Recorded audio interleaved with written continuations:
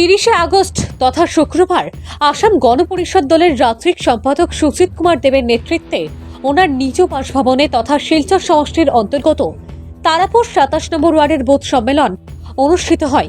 উল্লেখ্য যে অগপ দলের কেন্দ্রীয় কমিটির নির্দেশ অনুসারে গত 25শে আগস্ট থেকে 31শে আগস্ট পর্যন্ত রাজ্যের প্রতিটি সমষ্টির অন্তর্গত প্রত্যেক জিপি এবং শহরের ওয়ার্ডগুলোতে বুথ সম্মেলনের আয়োজন করা হয়।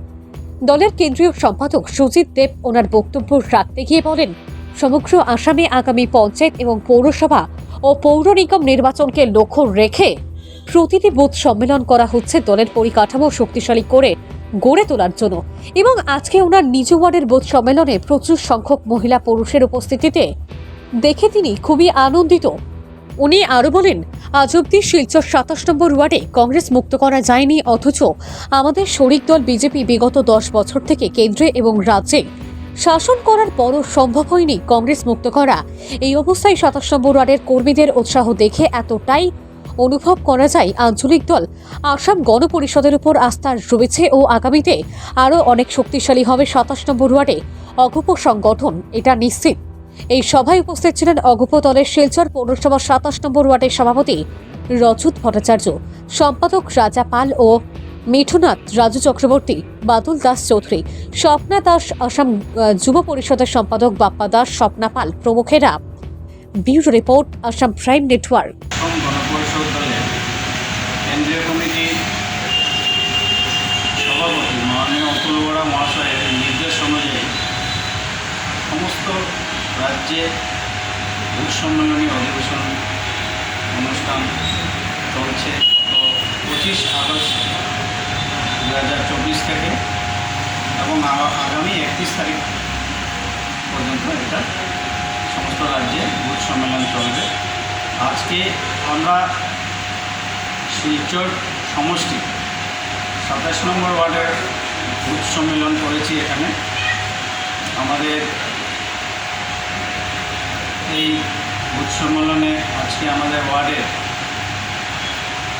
প্রচুর সংখ্যক মহিলা কর্মী এবং আমার অসম গণ পরিষদের কর্মীবৃন্দ উপস্থিতিতে আজকে এই সম্মেলন আমরা এখানে সমাপ্ত করেছি অল্প কিছুক্ষণ আগে।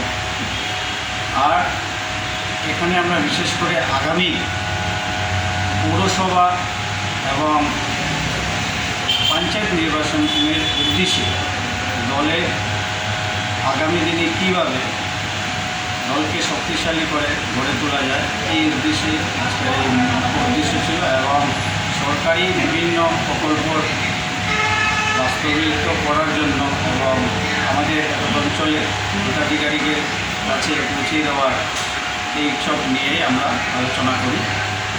আমার আজকে শিলচর 27 নম্বর ওয়ার্ডে এটা আমার নিজের, আমি এই ওয়ার্ডেই থাকি, এই জন্য আমাদের নির্দেশ ছিল যে কেন্দ্রীয় কমিটির যে কোনো পদাধিকারী নিজদের বুথ বুথ কেন্দ্রে নিজে বুথ সম্মেলনে উপস্থিত থাকার জন্য আমাকে দেওয়া হয়েছিল বড়খলা সমষ্টির ইনচার্জ করে।